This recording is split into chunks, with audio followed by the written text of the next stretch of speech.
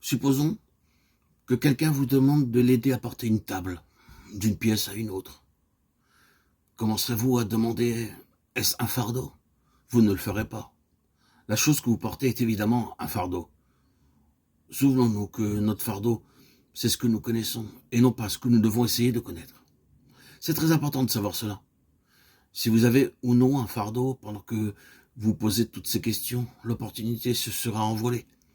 Oh frères et sœurs, bien-aimés en Christ, cela ne sert à rien de regarder au-dedans de nous. Ou vous avez un fardeau ou vous n'en avez pas, et dans ce cas, vous le savez.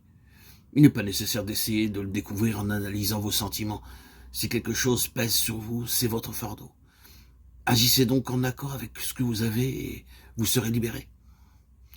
Alors, vous pourrez recevoir d'autres fardeaux de la part de Dieu. C'est ainsi que toute l'œuvre de Dieu s'accomplit. C'est de cette manière que s'exerce le ministère de la prière, et la prière est indispensable pour toute œuvre de Dieu. Apprenons donc à exprimer immédiatement dans la prière tout fardeau que Dieu nous donne. Si nous négligeons les indications qu'il nous accorde, nous perdrons notre communion avec lui, et nous serons sous le poids du fardeau qui aurait dû être apporté dans la prière et qui aurait contribué à nous libérer. Il est vrai que les fardeaux que nous recevons en nous attendant au Seigneur manifestent sa volonté à notre égard. Cependant, il est aussi vrai que de manière générale, c'est la connaissance que nous avons qui gouverne de prime abord nos fardeaux. Il y a des exceptions. Par exemple, au beau milieu de la nuit, Dieu peut vous demander de prier pour un frère dans un lieu éloigné. Sa situation précise vous est totalement inconnue et ce n'est que bien plus tard que vous saurez dans quel besoin particulier se trouver. Mais le plus souvent, nos fardeaux procèdent de la connaissance que nous avons des situations. Dans un premier temps, Dieu nous met en relation avec un besoin particulier et ensuite, sur la base de ce que nous connaissons, vient le fardeau. En relation avec ce ministère de prière qui est d'une telle importance pour le chrétien, une question se pose. Ce ministère doit-il s'exercer de manière audible ou devons-nous porter nos fardeaux silencieusement devant Dieu? Nous croyons que si Dieu nous donne un fardeau de prière, alors il doit s'exprimer de manière audible. Il doit se manifester par des expressions, même si les paroles sont hachées. Un fardeau ne peut être réellement déchargé sans être exprimé. Frères et sœurs, bien-aimés en Christ, dans le domaine spirituel, il y a un principe merveilleux en relation avec cette question de l'expression verbale. Dieu non seulement considère ce que nous croyons, mais il tient aussi compte de ce que nous disons. Dans Marc 7, 29, nous lisons ce que le Seigneur dit à la syrophénicienne à cause de ce que tu as dit. Va, le démon est sorti de ta fille. La femme n'avait dit que quelques mots, mais le peu qui avait été exprimé a fait agir le Seigneur. Nous pouvons apporter nos requêtes dans nos cœurs, mais l'effet est plus grand que cela quand cela est exprimé. Dieu s'attend à ce que nous exprimions ce qui est dans nos cœurs. Quand le Seigneur était dans le jardin de Gethsémani, il était si oppressé par le fardeau qu'il le présenta avec de grands cris, avec larmes, des prières, des supplications. Hébreux 5, 7. Nous n'insistons pas sur la nécessité de prier à haute voix, mais il doit y avoir correspondance entre le fardeau intérieur et l'expression extérieure. Si nous ne pourrons pas prier à haute voix dans nos maisons, essayons de trouver un autre endroit, comme le fit le Seigneur.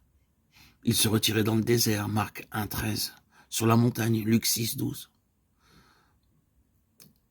Dans tous les cas, prions de manière audible, même si nous devons le faire à voix basse. Le fardeau que Dieu nous a donné doit être exprimé pour qu'il soit libéré.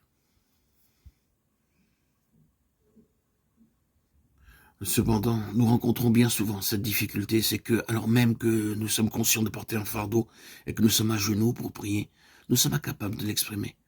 Nous savons que quelque chose pèse sur notre esprit, mais nous ne savons pas l'identifier. Nous devons réaliser que notre fardeau est du domaine de l'esprit, alors que la compréhension de ce fardeau est une question liée à l'intelligence. C'est dans l'esprit que nous recevons tout fardeau de Dieu, mais c'est avec l'intelligence que nous comprenons la nature du fardeau. Ce n'est que lorsque l'esprit et l'intelligence collaborent que nous avons la compréhension du fardeau qui pèse sur l'esprit. Comment donc ce lien, ce contact entre l'esprit et l'intelligence peut-il se faire? C'est très simple. Si vous voulez trouver quelque chose, comment allez-vous faire pour y parvenir? Si cette chose se trouve à l'ouest et seulement à quelques centaines de mètres, et si vous parlez à l'est, jamais vous ne la trouverez. Il vous faudra donc cibler le globe avant de la découvrir. Vous devez commencer depuis le lieu où vous êtes, regardant tout autour de vous, de votre environnement immédiat, et vous déplacer en élargissant le cercle depuis le lieu où vous vous trouvez. Il en est de même pour la prière. Ne priez pas en fonçant dans n'importe quelle direction, mais priez tout d'abord pour la première chose qui est sur votre cœur. Ensuite pour la deuxième, puis pour la troisième. Touchant légèrement une chose après l'autre jusqu'à ce que vous déplaçant dans la prière, vous ayez conscience d'avoir cerné ce qui concerne votre fardeau particulier. Alors que vous poursuivrez la prière dans cette direction, vous entrerez dans une libération grandissante de votre esprit.